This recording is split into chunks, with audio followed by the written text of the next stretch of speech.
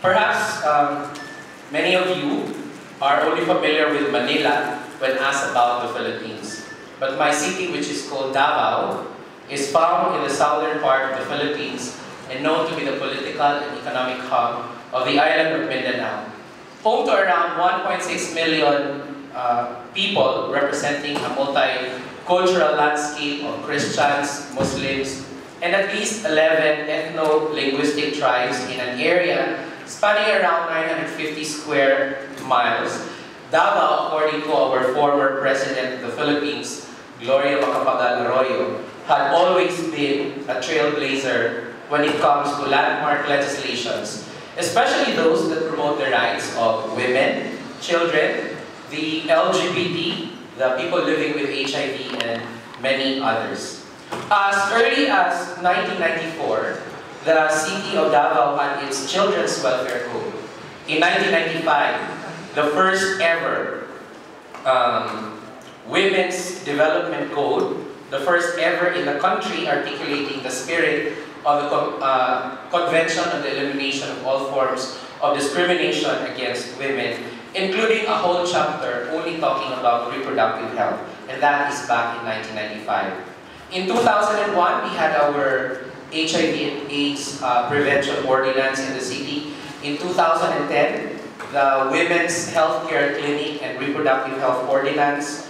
And in 2013, the most recent to the addition, is the Anti-Discrimination Ordinance that criminalizes and penalizes discrimination on grounds of sexual orientation and gender identity, ethnicity, religion, and sex, among many others. All these enactments, we found out, can be attributed to one, not only to a very strong political commitment or political will of a good local government, but more importantly to a dynamic people's movement and assertion for a genuine political participation. This people's movement we came to know later on as the Reproductive Health Network of Davao City. And this is how her story went. By the way, today in the Philippines, we are celebrating the 30th anniversary of the People Power Revolution back in 1986. So in that same spirit of upholding and celebrating democratic spaces and democratic principles, the story is also relevant to that. The martial law declared in 1971 gave birth to a very strong underground women's movement that stood along with other groups fighting the dictatorship. But it was not until the early 1980s that evidences from an island-wide research were used to advance women's health.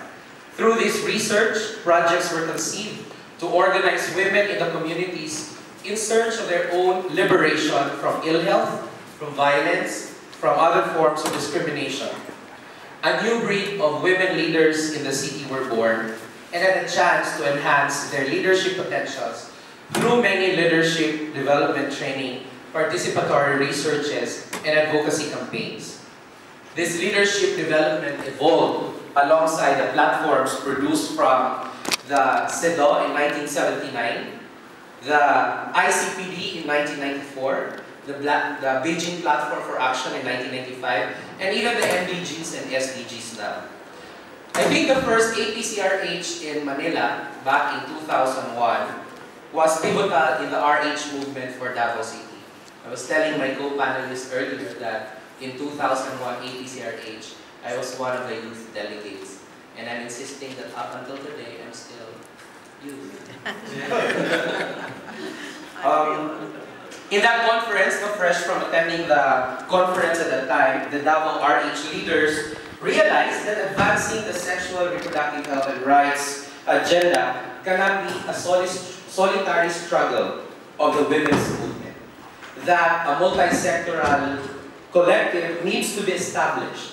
It is in this realization that led to the birth of the RH network, and since then have been advancing the women, children, LGBT, PLHIV, and other sectors issues on sexual reproductive health and rights. This SRHR became the unified agenda of the GO, NGO, and even PO, or People's Organization-led partnership. Over the years, we were able to document the strengths and challenges faced by the network. It included utilization of several researches on women's health, violence, abortion, prostitution, sexuality, and even conflict and its impact to reproductive health, which became instrumental in designing training for advocacy, lobbying, campaigns, mobilization, organizing. From these, several sector-specific groups became part of the network. When we started, there were originally 39 member organizations of the network. And it expanded to include organizations like the youth, women, men, gays, lesbians, students, teachers, medical professionals, legal professionals, people living with HIV, prostituted men and women, and even key government agencies like the Department of Health, Social Welfare, Education, and even the City Mayor's Office through its integrated Gender Development Division. Later on, the Catholics for Reproductive Health became a necessary addition to the network. Public conscientization became a regular component of the network as yearly they commemorate the Women's Day March, the May 28th International Day of Action for Women's Health, the World AIDS Day in December, the 18-day campaign against GAO, Purple Ribbon Campaign, the Human Rights Day in December 10, among others, through various creative means like street plays, puppet shows, community theater, art festival, April marches, clothes hanging, tapestries, health fairs, public forum, prayer procession, youth camps, conferences, women's summit, among others. But the movement faced some key challenges. Primarily, it's the strong opposition from the hierarchy of the Catholic Church in the country. As we all know, the Philippines is largely dominated by the the Roman Catholic religion. This is where organizing the Catholics for Reproductive Health became critical in sending the message that Catholicism is not a monopoly of its hierarchy, since its believers, the community of faithfuls, are equally entitled to participate in the formulation of its evolving social teachings. In the height of the debate for the RH national law, we wanted our Congress to know that not all Catholics are against reproductive health, sexual health, and rights. Another challenge was the misconception about reproductive health. It proved to be a barrier in cultivating health-seeking behavior among the people, especially women and children. Correcting all the myths about RH became a daunting task for the network, especially so that we need to reckon with the influence of the Roman Catholic Church. Sustainability of the programs is another challenge. The sustainability of programs, projects, and even some organizations was and is still a challenge that needs to be addressed. But the RH network was able to take this challenge head-on by making the local government accountable primarily for its obligation to respect, to protect, and fulfill the sexual, reproductive health and rights of its people. Through the integrated Gender and Development Division, the City Mayor's Office of the City of Davao, the sexual reproductive health and rights mobilization, campaign, initiatives, efforts are now primarily led by the City Mayor's Office through that division on gender. Reflecting on these yesteryears of the network, we came to the conclusion that the efforts could have been very impossible if not for the principal critical collaboration. Three key terms define the work ethic within the network. One is principle, second is critical, and third, collaboration. The RH network operates based on the following principles, consciously agreed upon by the member organizations. That in all our efforts, we need to be gender responsive, culturally sensitive, environmentally sound, because there's a huge connection and link between health and environment. We need to be child-friendly. Every effort must be using the rights-based approach, all in the name of the common good through social justice. In the network, we also agreed that we need to be critical in our approach. That even if the government sits in the network, we can always challenge the duty bearers to comply with their primary obligation, to respect, protect, fulfill the rights of claim holders, especially the poor, the oppressed, the excluded, and marginalized individuals and groups of the city. There's this love-hate relationship between the GO and NGO in the city of Davao. But since we agreed early on that it's okay to disagree, we always find a way to solve our differences. Finally, our collaborative work with multi-stakeholders embraced a way of proceeding that must be based on the principles of participation, accountability, non-discrimination, transparency, value for human dignity, empowerment, and the rule of law. Of course, recognizing that there has to be a shared resource, including technical, material, financial, and human resources.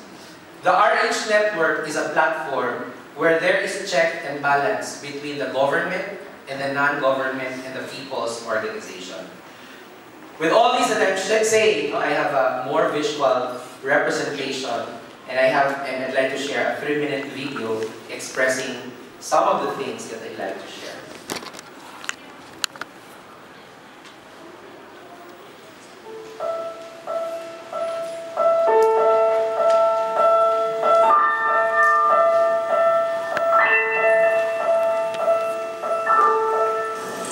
Woman, mother, sister, wife.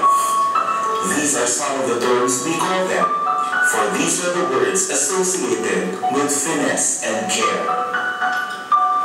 But through the years, women have learned to be bold, fierce, and strong, to stand for their rights and what they believe is right. 1984 marks the beginning of a new era for women. Maribeth Capistrano, Camilo Parval, and Luz Dominga Ilagan unearthed that a very high rate of maternal mortality and morbidity was plaguing the society. Women's right to access the services and information on women's health, especially family planning, were among the top culprits of this high rate. The fall of martial law liberated women's organizations. From 1995 through the early part of the new millennium in 2000, coming together to promote women's health became very vibrant in Davao City. From urban poor to LGBTs to men to the medical and legal professions, all gathered to work for women's health. The new millennium opened a so-called golden age for women's health, as foreign aids and reproductive health initiatives poured in the city. RH leaders were also sent to leadership and development programs of top institutions in the country and abroad for enhancement of protections in the RH advocacy. With the increasing demand to exert more effort for RH advocacy actions, the RH Network Davao was born, envisioning a strong network of organizations that would organize public-private partnership and cooperation. It is through this network that we celebrate International Action for Women's Health.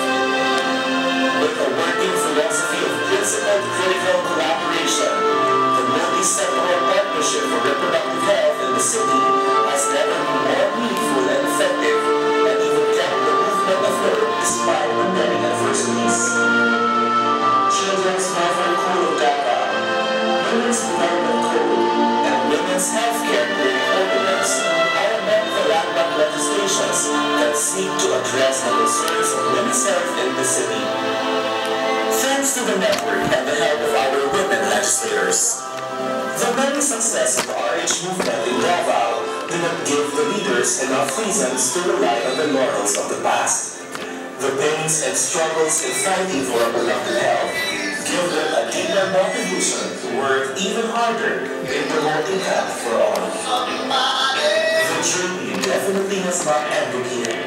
For as long as health has not brought on the people of Davao, the saga continues. Somebody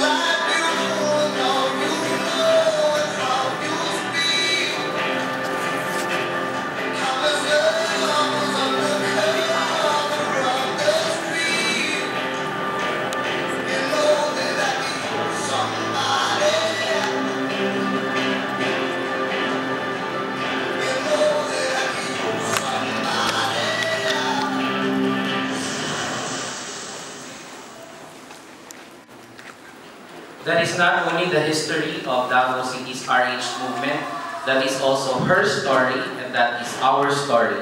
Our public-private partnership model is far from perfect, but in the context of our work, it is effective and efficient, where both the CSO community and the government organizations and institutions, in the spirit of dialogue and transparency, will campaign for a common agenda, and that is the realization of the people's sexual reproductive health and rights.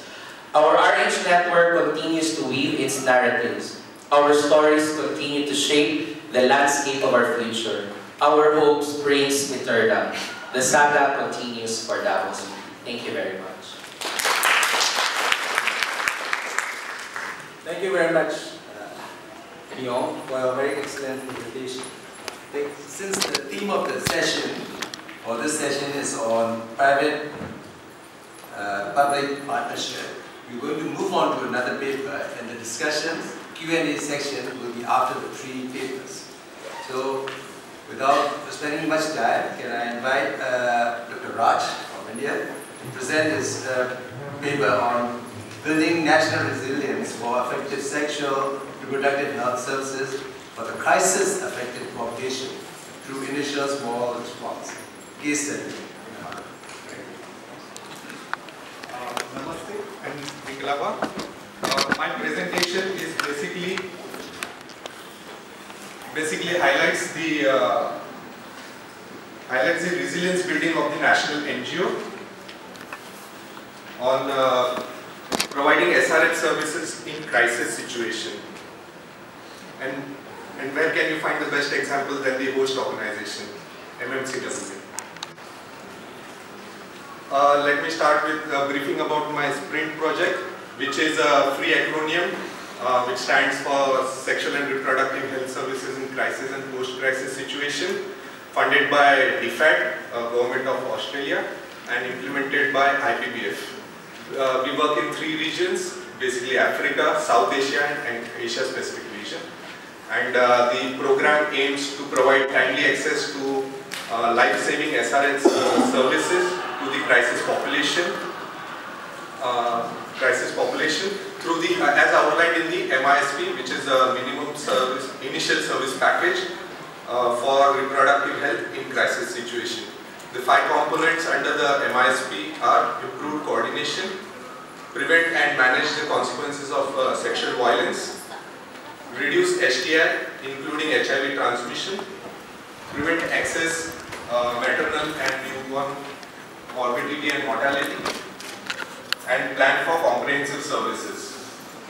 The cheat sheet, this is a cheat sheet which has detailed activities under each of the 5 objectives, and also has the reproductive health kits which can be utilized under each of the objectives. Coming to the background, it is a well-known fact that South Asia and specific region is highest prone to natural disasters and human-induced disasters.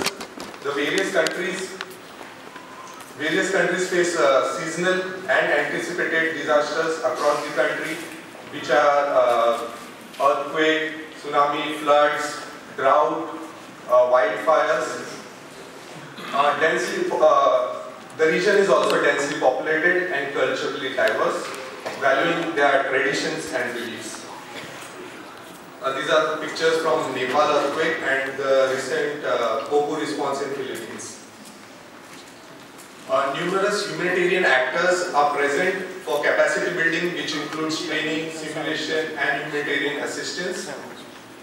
The preparatory stakeholder analysis report suggests that localized preparedness and response and implementing an integrated model, and also after the host community, the national level NGO are the best to provide the SRH needs of the community. The humanitarian and the international organizations need to work more intensively to prepare for and respond to the conflicts in a collaborative manner.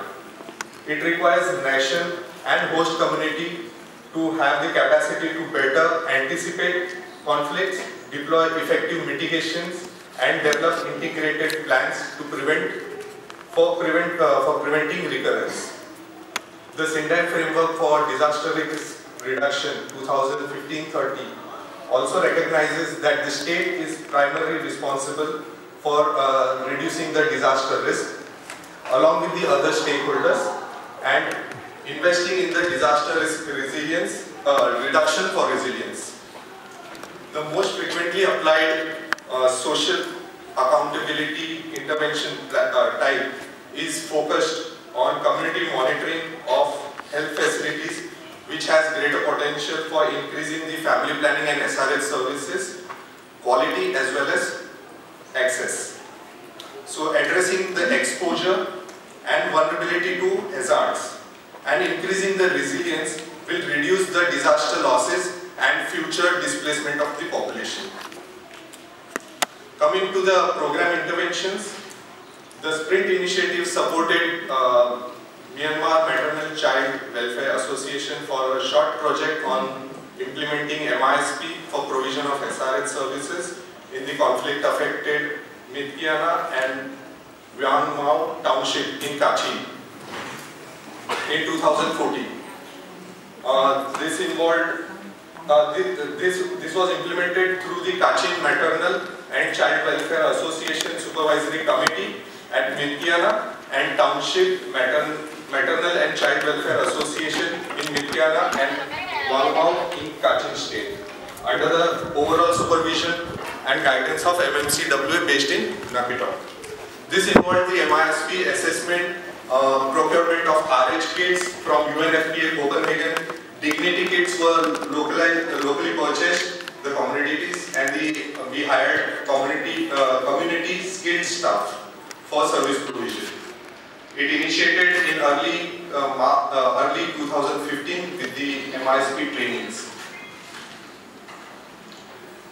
So the Kachin project was in 2014, which was due to internal conflict. Over 40,000 people were displaced and living in 103 IDP camps arranged by the government and operated by various religious agencies.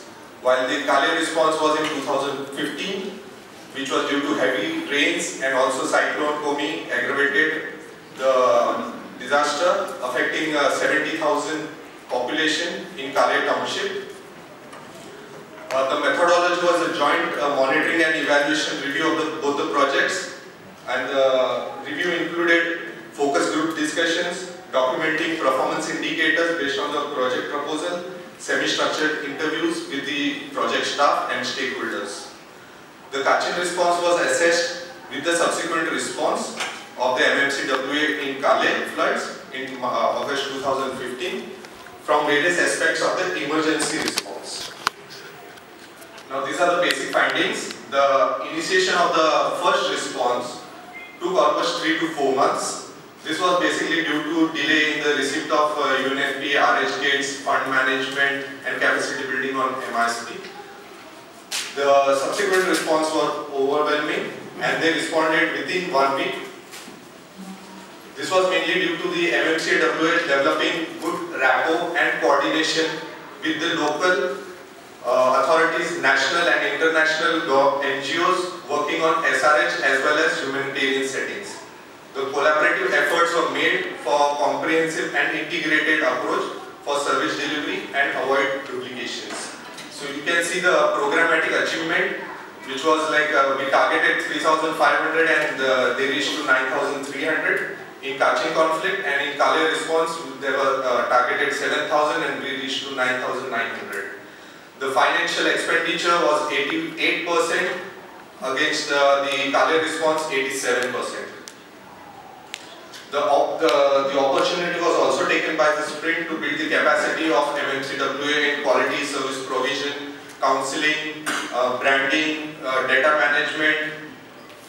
All these factors fed in for the reciprocating to the second response, that is Kale floods.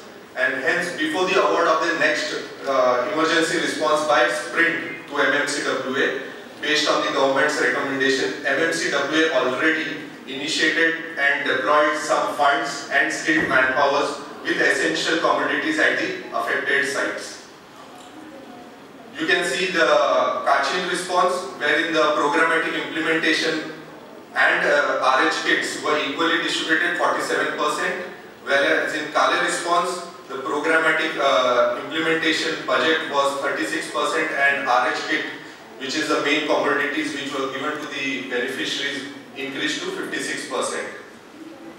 And coming to the more focused by the donors and the governments, that is value for money, you can see the Kachin response was $4.7 per beneficiaries, whereas the Kale response reduced it to $3.2 per beneficiaries. So these are my take-home messages. Building capacity of the national NGO on disaster risk resilience through implementation of small projects on MISP assures effective response to humanitarian crisis subsequently. Implementation of MISP through involvement of the local chapters of the NGO as well as the local government authorities ensures collaborative efforts and effective utilization of resources. The government and the NGOs, government and the donors, to institutionalize civil society organization capacity building through partnerships, and they should have a focused funds for this. Identify and invest in the best models documented globally on sustainable financing to capacitate the nation on long term. These are my references and acknowledgement. Thank you.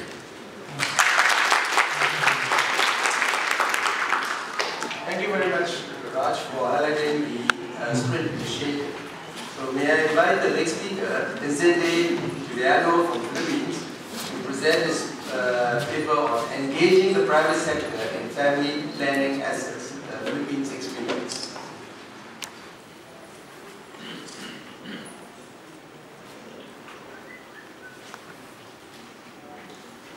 Good morning. First of all, I'd like to thank the organizers for accepting my paper for presentation. I thought my paper would not pass through the tests of the scientific committee, but eventually they gave me the go signal to make the presentation. Let me also thank everyone for coming over and spending time with us. Let me share with you some of our experience and thoughts and insights and lessons learned in our private sector engagement in the Philippines. This is a formal engagement. Let me qualify this. UNFPA has been working with the private sector on an informal basis in promoting family planning in their own workplaces and their own work, in their own initiatives. But this time, because there was a global project by UNFPA, UNF, and Accenture Development Partnerships with funding from MSD for Mothers, the Philippines was fortunate enough to be designated as the pilot country for this, for lessons learned and for modeling. So we were able to take this off on a more formal basis. Just to kickstart the presentation, let me provide some context about the Philippines. I'm happy that Myong provided quite significant perspectives about the struggle for productive health in the Philippines. More than 2 decades, I would suppose, of struggle on having a reproductive health law passed. But just to add that the Philippines is a middle-income country, a lower middle-income country, with respectable economic growth. GDP growth last year was, I think, 6.1. The other year it was 72, among the highest in the region. But I think true to many middle-income countries, we have pockets of inequality in some parts of the country. Poverty is still pervasive in some regions. There are still some development needs that would need to be addressed. We're one of also of the most disaster-prone countries. Spring, I was told, went to the country to provide support to our humanitarian work at the height of the Haiyan crisis in 2013. Maybe some of you are aware that that super typhoon was one of the strongest ever that has landed in our soils. We're a predominantly Catholic country, but then again, let me qualify this by saying that it's more the Catholic hierarchy rather than the whole Catholic Church per se. Survey after survey shows that 2 out of 3 Catholics support reproductive health. And 9 out of 10 Filipinos would like government to provide funding for family planning and reproductive health. Surveys were conducted, opinion surveys were conducted almost every year. Actually, this is a secret, they were funded by UNFPA, commissioned by UNFPA through our implementing partners. Of course, there's a high unmet need for modern FP. Our unmet need is 18%, 11 for limiting and 7 for spacing. And then again, I think it's because of the non-private sector engagement with FP that we were able to get the designation as the pilot project for pilot country for this project. What is there with FP with the private sector?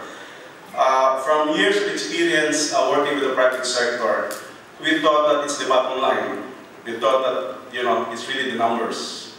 This idea that, first of all, it's really the employees, the well-being of the employees that is really at stake here. With family planning and with good reproductive health programs in the workplace and in the community, the employees will be able, companies will be able to engage and retain good employees and reduce maternal deaths and empower women. And a healthy staff would translate to healthy company.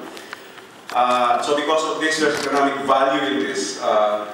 There's increased productivity, increased savings generated from unwanted pregnancy, and reduced replacement costs.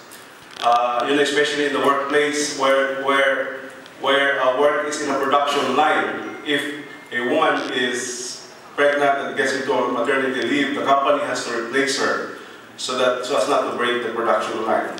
Then compliance. In the Philippines, the Labor Code of the Philippines, Article 134 mandates all companies with 200 or more employees to set up clinics and provide family planning services. And then, what is there about with FP? A company that engages in FP would be able to strengthen their customer relationship because they would be able to make good their commitment with the suppliers. Is that for me or sorry? Okay. Then it enhances the reputation. Both ways. Enhances the reputation as a credible supplier, and also for some of the companies, the reputation as a company that promotes the rights of women and promotes the health and well-being of the employees. And eventually translates to community well-being, especially the communities where the employees are residing.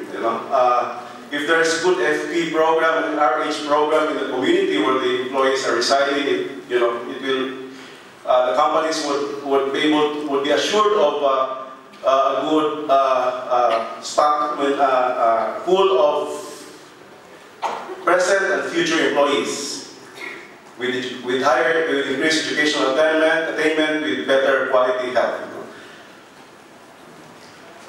These are just some of the approaches that that companies can go into as far as FP is concerned.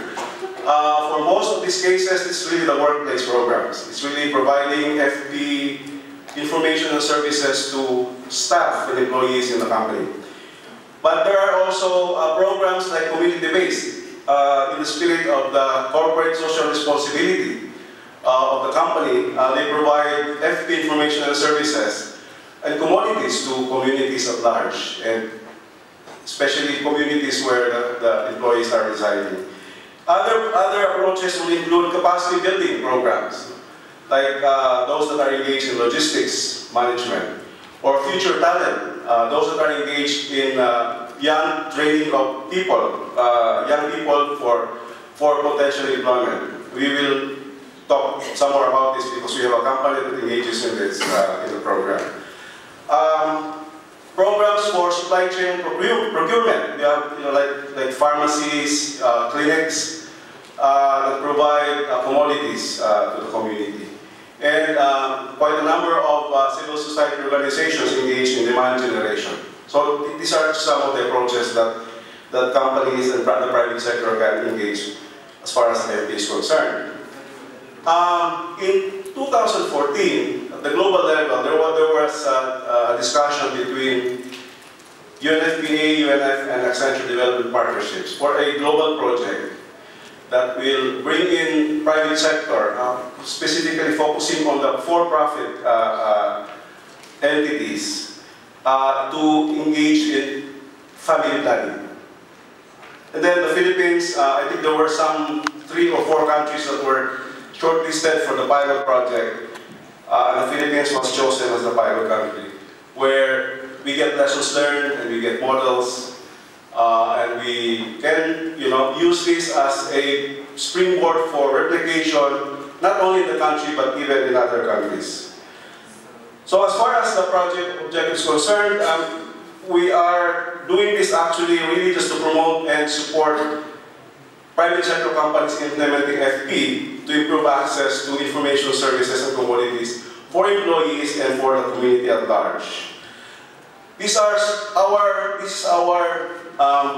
journey to make the project a reality. It's an 11-month project which started in January. It was a long struggle. As Myung mentioned, there's some hesitancy on the part of the country to adopt and accept family planning and reproductive health openly. So there's quite a long debate and discussion with company executives. We made presentations with business organizations. We did consultation meetings with key government officials like the Department of Health, Population Commission, Department of Labor, and other entities, even the Philippine Export Zone Authority, because we're targeting also export companies. We participated in the membership general meetings of business organizations. We made presentations, and then we shortlisted the companies and we did workshops with these shortlisted companies. Eventually, as the dust settled, there were 4 companies that signed letters of intent. We just wanted a small number because it is purely pilot for modeling, lessons learned.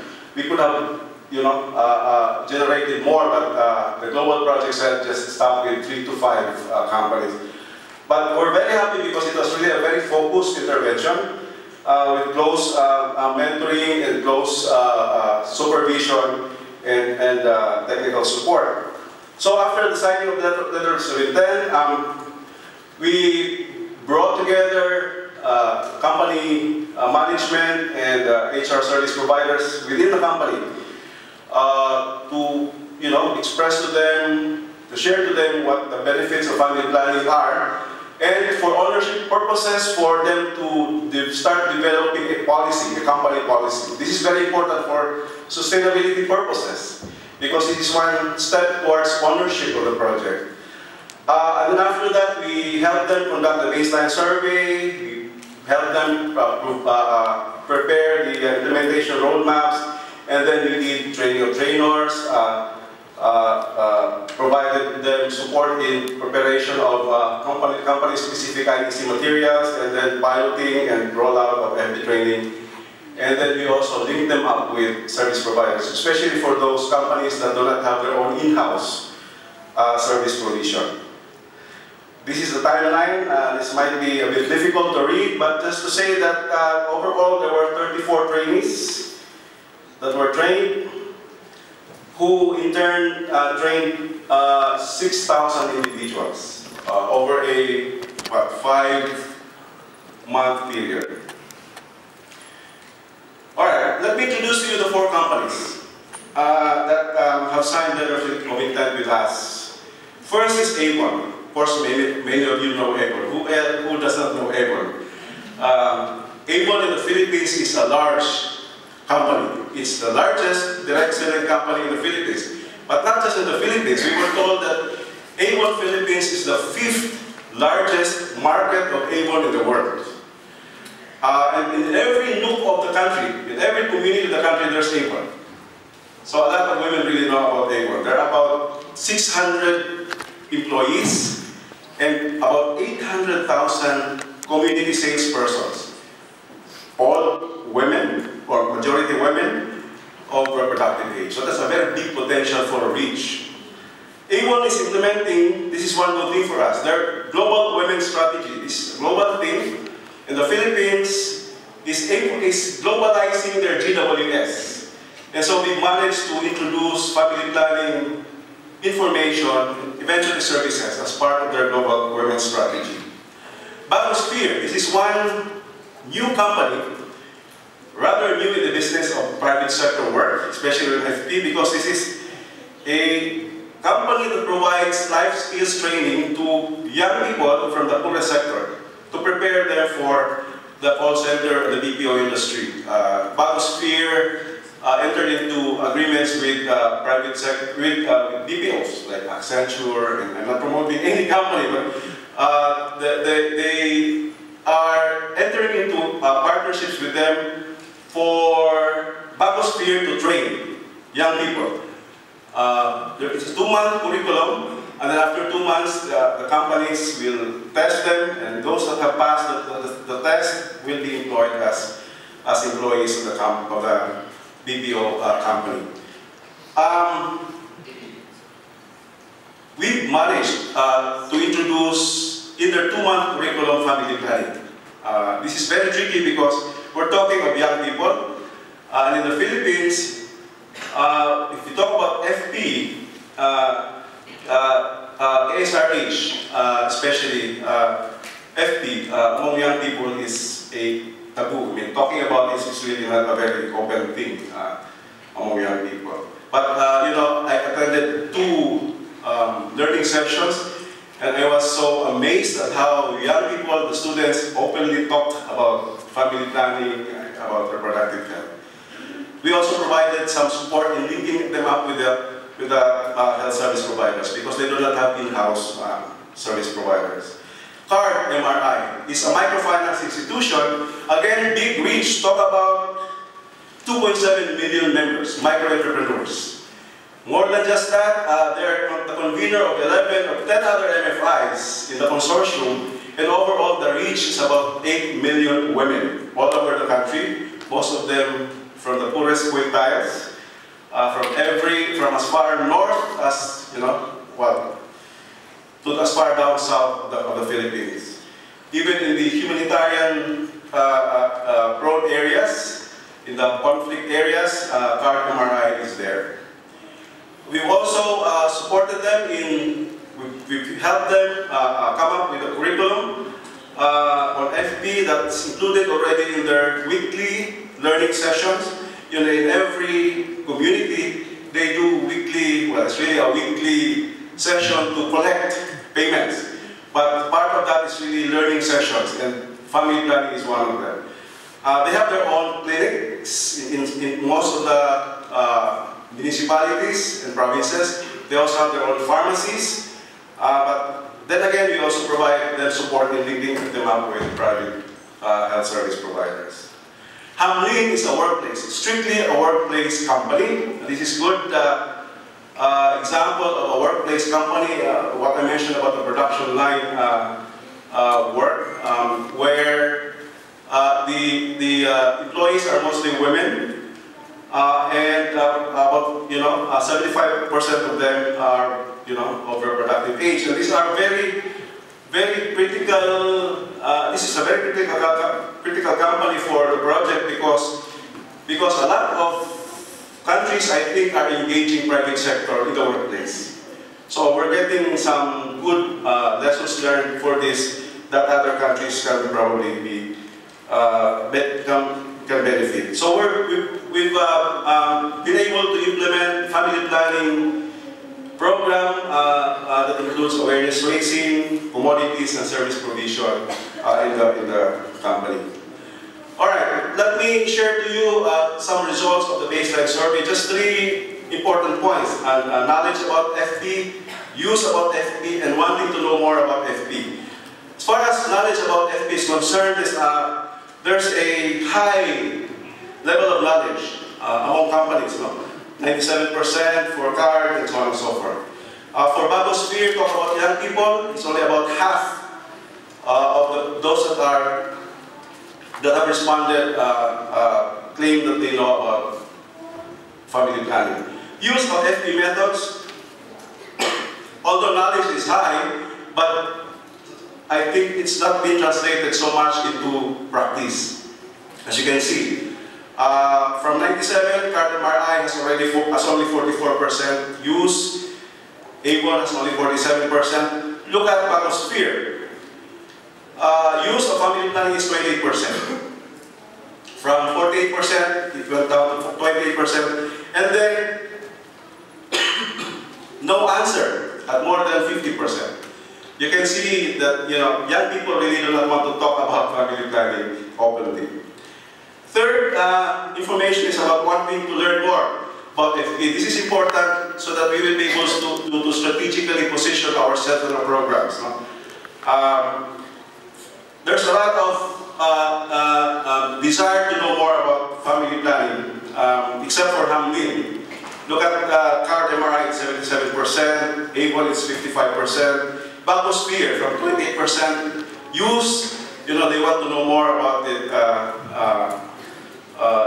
in the future. But Hamlin has 38% level of, they want, 38% they want to know more. I think it's because they thought that this is difficult in a production line, in an assembly line work.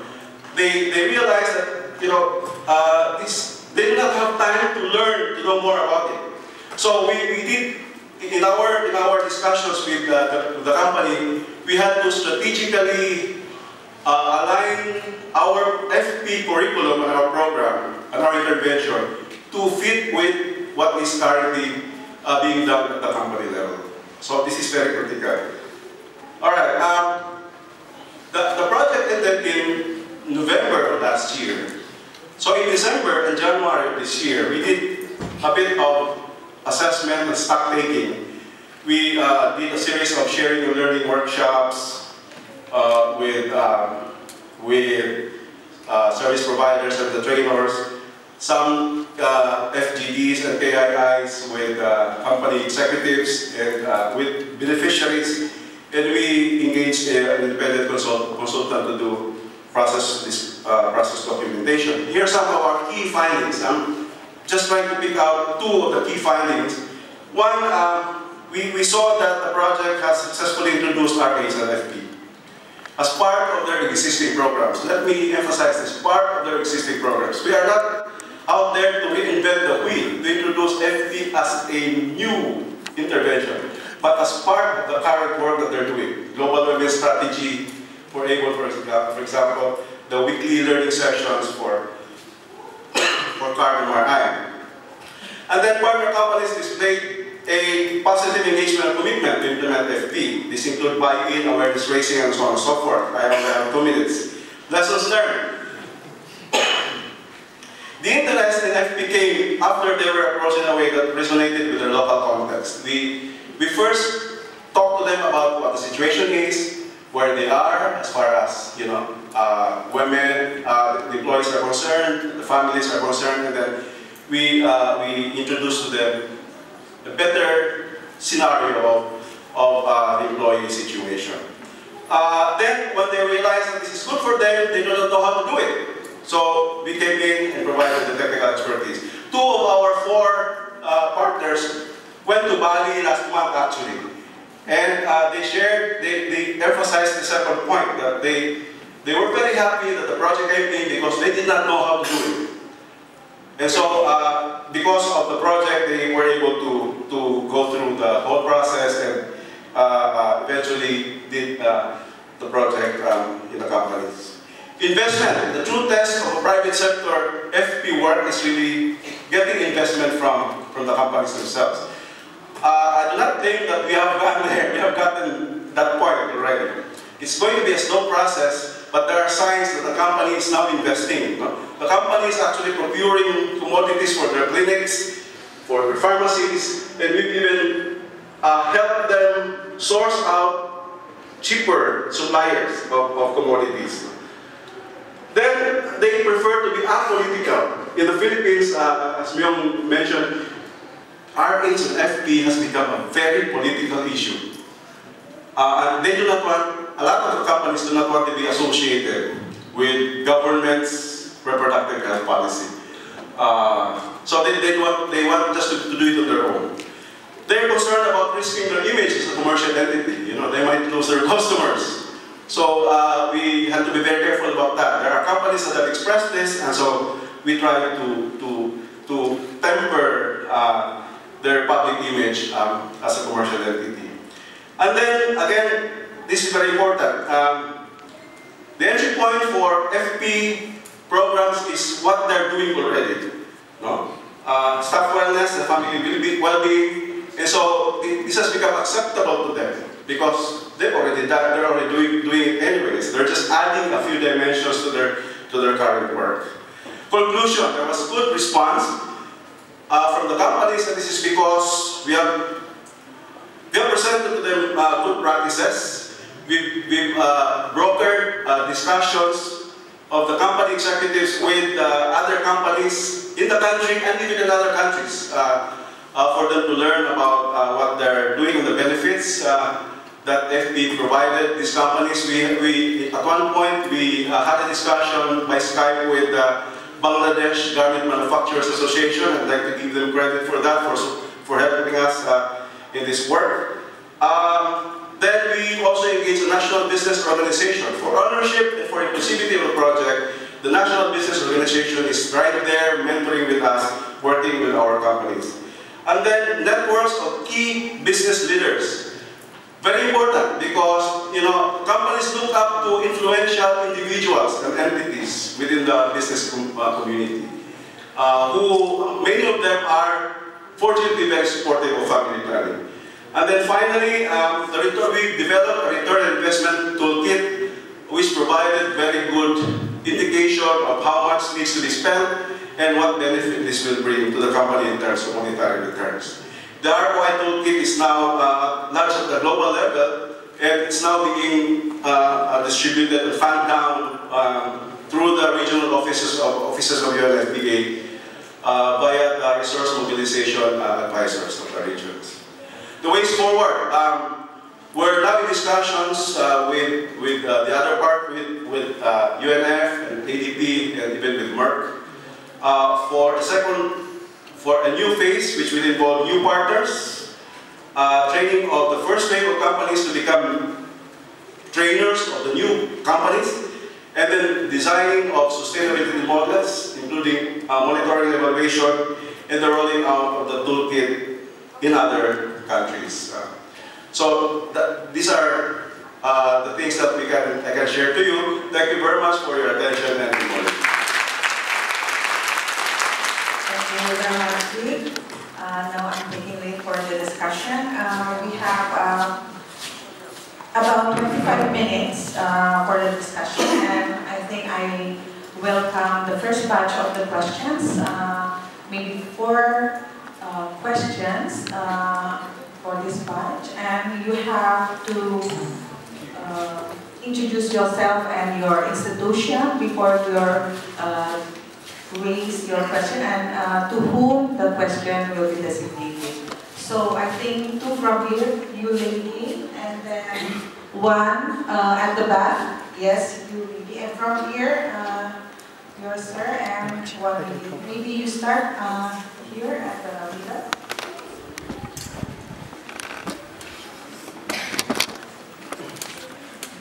Thank you very much for these really excellent presentations. My question is directed to the last speaker, and so I just wanted to know from you 2 things. One is, what is your mechanism of commodity supplies? Where are you getting your condoms or your oral contraceptive pills from? And secondly, what is your mechanism for reference? When you are creating a demand which goes beyond merely condoms or oral contraceptive pills, do you refer them to the government clinics or to your private sectors? Hi, my name is Rebecca Hogan. I work for Maren Stopes in Cambodia, and I'd like to address Mr. Giuliano from UNFPA. Maren Stopes is doing a similar project targeting 60 garment factories in Phnom Penh, trying to get sexual reproductive health into existing structures and supporting private providers around garment factories to improve the quality of service. How do you overcome the resistance that often exists in the garment factories when the bottom line is there. Well, I'm 6 months into this project. We're doing our pitch for the garment factories, and the management of resistance to garment factory worker involvement to improve the infirmaries would be really helpful if we could hear from you. Thank you very much. The third question. My name is Sadar from UNFPA. So because my first question will be for the OTP but also for other participants as well. Because the topic today is a public-private partnership. All presentation very interesting, but to be honest, it doesn't go to the topic to definition of PPP. PPP, in my understanding, is that government give a big package, contract package to private sector. Private sector use their own money to implement national program, but in return, the government should give another way for private sector to have their own benefit. So PPP, the true meaning. So PPP work very well in construction, like building the road through BT or BOT modalities. So big question is that why it doesn't work in health sector? We know that there are some good examples from Latin America, but Asia Pacific, we don't have any good example. So could you discuss here why it doesn't work in health sector in Asia Pacific? Is the first question. So I think my second question for the second presenter that when you consider to have private sector engagement in crisis, humanitarian response here, because the Coca-Cola go immediately or instant noodle go directly to the place and go to UN and NGO you go later. So why don't you consider for private sector like a retail network to work together with Coca-Cola, they bring the kit for you?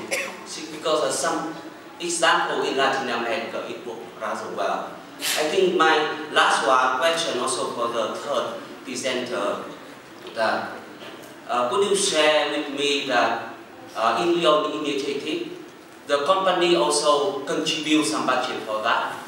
If yes, how much is for their share? And you consider that private sector, they don't have capacity. They may never have capacity because their main goal is for profit, not for the people there. When you consider to convince private sector to contract with good NGO to provide service for them, instead of they struggle to do themselves to build capacity, they should do better capacity for their own business, but less NGO to do the work for you, for them. So, thank you. Thank you very much. The last question from you. Professor Uminya from the OBGYN Society. I got 3 questions. The first one is the first speaker who has presented the partnership between the government organization and non-government organization in the Philippines for a long time, even nearly 2 decades. I would like to know how far you have succeeded in improving the sexual and reproductive rights for the women in the Philippines, and also what are the challenges so that we need to consider how to overcome. That is my first question. The second question is to the second speaker. We have done a lot to help in Myanmar for this risk population, providing the reproductive health aids. So it's MMC Blue is quite happy to work with you because this risk population and emergency we could not predict. So that is there any plan to provide the information and the training of trainers and the MMCWA members and also the Irish kids to be ready for any emergency happen in Myanmar? The third speaker is a third question. Because you have presented, you have drawn the public private companies to be collaborated with your government and organizations to work hand in hand in reproductive and sexual health. Because that is a very important example for everybody. because the private sector should join us, because I always encourage to have understanding and respect to each other, to consider about the dignity and the collaboration. So is there any, apart from the family planning training, is there any plans to introduce other reproductive health and sexual health and right issue in these private companies? Thank you. Thank you very much. Perhaps John, you want to respond? I'll address the last question about whether or not there's been an improvement over the years due to the partnership between government and non-government organizations.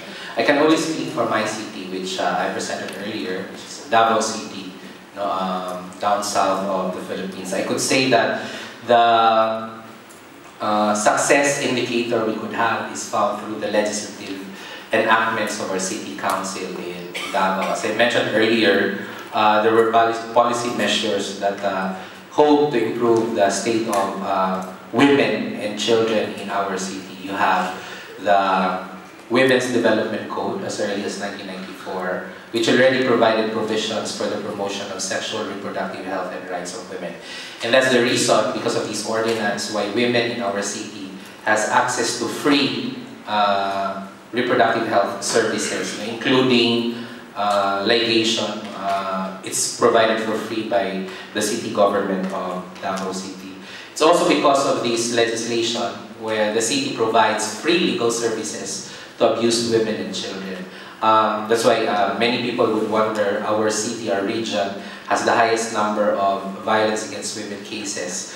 Although you can read that as either there are really a lot of abusers in our city, or because of the law, because of the ordinance, women are empowered to start reporting the cases. So many of them came out because the city government provides 5 lawyers only dedicated to help women who are victims of abuse, survivors of violence, and that's provided for free. So I would say that based on that, there has been much improvement.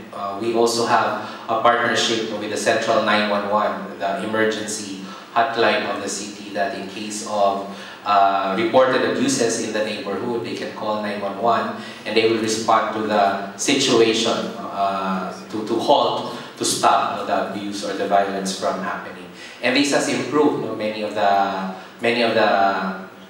lives of women and children in Davao City. Now, as to the challenges that you asked about the advocacy of the programs we have implemented in the city, I highlighted 3 earlier. The first, as I mentioned, is the very strong opposition of the Catholic hierarchy. As we all know, the Philippines is predominantly a Catholic country.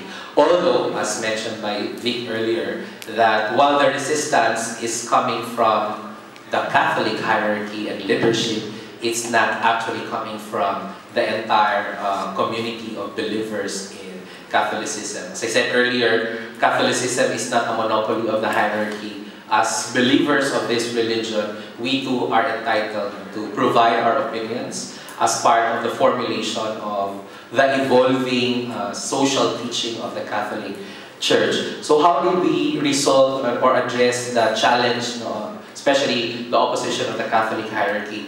Part of our network is an association of sisters, nuns, called SAMI, Sisters Association of Mindanao. So our entry point in convincing them to join us is about integrity of the woman's body, etc. Right to her own body, her reproductive health. And because of their presence, we were able to project a position that not all Catholics are against reproductive health. And as I said, organizing the Catholics for reproductive health nationwide and locally in our city also helped a lot in taming the public discourse and public debate about religion and reproductive health, because there were many Catholics who came out into the open and made public pronouncements saying that as Catholics, we too are members of the church and we are supportive of reproductive health. The statistics were already given earlier by Vic. The second I mentioned is about the misconception, misinformation about reproductive health, services and information. It's so difficult to sell the idea of sexual reproductive health and rights to people, especially so that the influence of the Roman Catholic hierarchy is so strong in Filipino families. You have myths or misconceptions like, will sexuality education or ligation promote promiscuity? That if women go, if women avail of ligation, they will eventually become promiscuous and they will have sex with many men, left and right. So that's one misconception. That's why they're afraid to have themselves ligated. Or is the RH law at that time equals to legalizing abortion in the Philippines? That's another myth that we have to correct. Or many young people believe that if they bring condoms with them, it will bring bad luck. So many things like this would also challenge us in selling the idea of sexual reproductive health. The last is about sustainability as a challenge, and I think this will also address the earlier question about how do we define public-private partnership.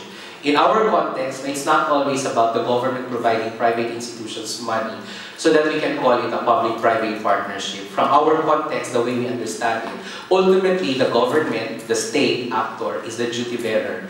What we do as NGOs and CSOs, it's all temporary. We are not here to live forever. Because if the existence of NGO will be forever, that means the problem must never stop. Our ultimate goal in public-private partnership is for the government to take upon themselves the responsibility and the primary duty to fulfill the sexual reproductive health and rights of the people. That's why in our documentation it came out that the idea of sustainability was actually a fiction created by the government in order to pass on the responsibility to the NGOs. And to begin with, it should be their responsibility. They've been telling us that you NGOs should be self-sufficient, self-reliant. We said we can never be here forever because we want the government to be the primary duty bearer in addressing the sexual reproductive health and rights of the people. Instead of teaching us self-reliance, the government should teach us empowerment so that as claim holders, we are in the best position to assert for what we are entitled for, civil, political, economic, social, and cultural rights. So our ideal of a public-private partnership is that eventually, because of this collaborative work, the government will realize that it has the primary responsibility. So in the long run, we would no longer be working too hard because the government is there for us.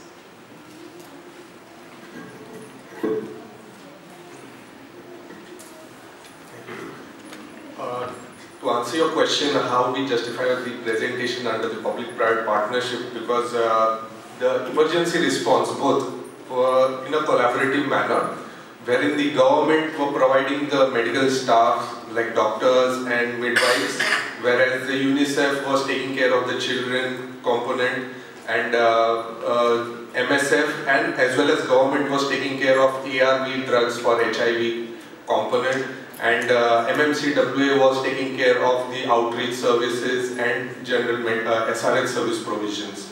So apart from this, there were other partners also like CHAI and UNFPA, UNHCR, who were partnering with us during the response.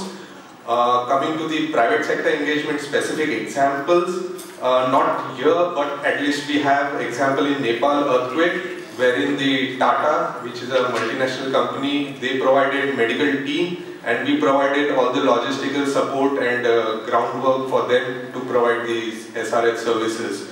Again in Bangladesh floods, we had we provide dignity kits. So the private companies, they can provide this soap under that dignity kit components. So those are the few examples.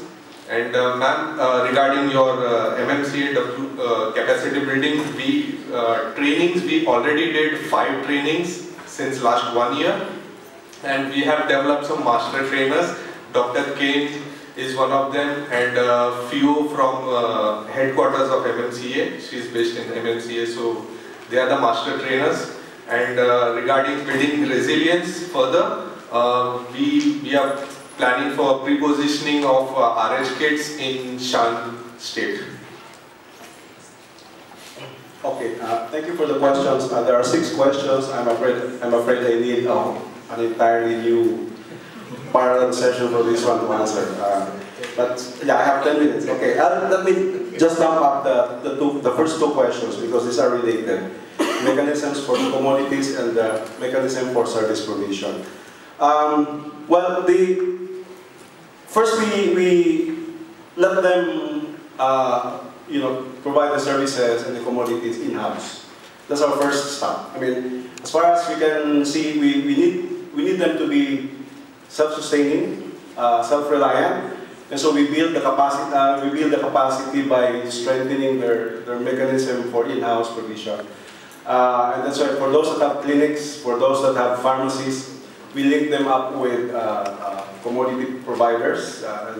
In fact, broker good prices for them. We've done that with Hamlin. We're going to do that with Card. These companies have their respective clinics and their pharmacies. The referrals, again, in-house if at all they have. If they do not have, for both commodities and referrals, we look up to our service providers with, in the locality. The reproductive health policy has set up what they call a sustained service delivery network made up of quality service providers in the communities. And so we identify SDNs members, especially the local governments, where they can the commodities for free, or they can access services. In the event that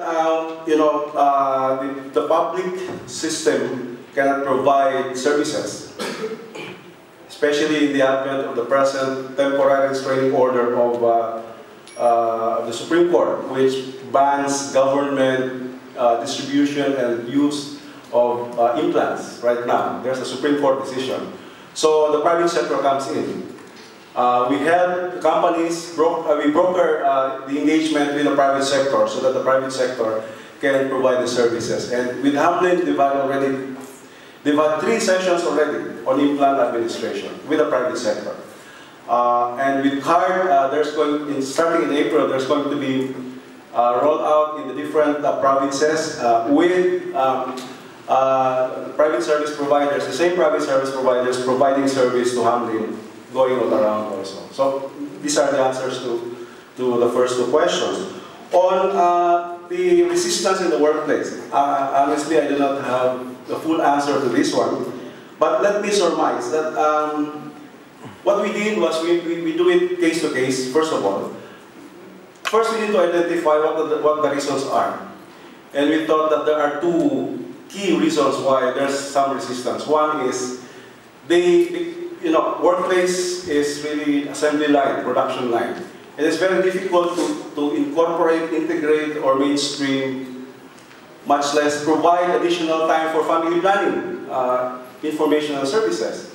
Because if you take out one person, one woman from the production line, it breaks the whole line. So that probably is one apprehension. So what we did was, position the family planning programs during periods when there's break, or do massive IEC, BCC distribution, and in strategic parts of the factory, especially in the canteens, they have television sets that show continuous family planning videos. The other probable reason is because they do not realize the profit part of it, the bottom line. And I guess the ROI toolkit is very important here. What we did was sit down in at least 2 of the 4 companies, sit down with them, run through the ROI, and then let them realize that this is how much they would need to invest, and this is how much that the company will bring in. In fact, just to give one example, if I may, it's my 10 minutes up.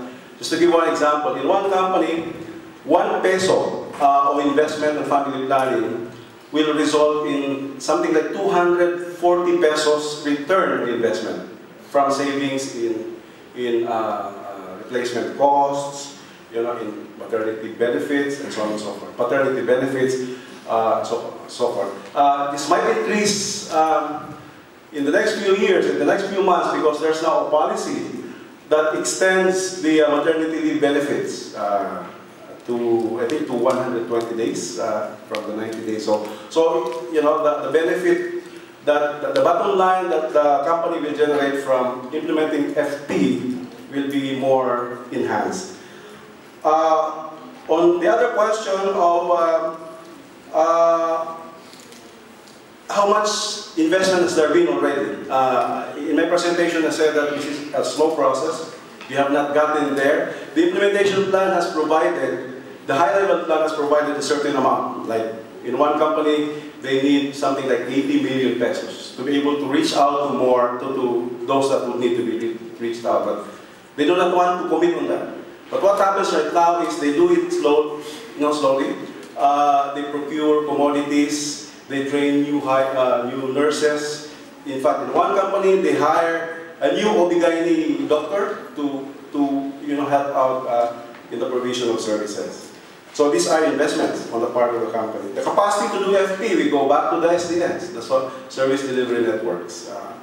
The first step would be the nurses, the doctors in the companies will be trained by the SDNs. We also have private service providers that will help do the training to capacitate in-house the FP service provision. On inclusion of other RH issues, this is very important. In fact, we're starting to do that with A1. Or they wanted us to do it. They just do not want to do FP. They want to do GBV. They want to do HIV and AIDS. We're very happy to help them with that.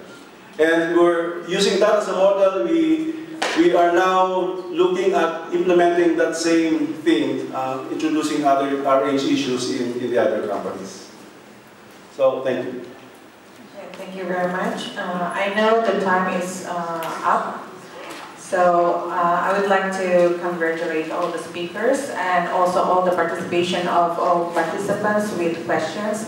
If you have further questions, perhaps you can approach all the speakers during the lunchtime, and probably if you need more information, I believe all the speakers are very happy to share it with you.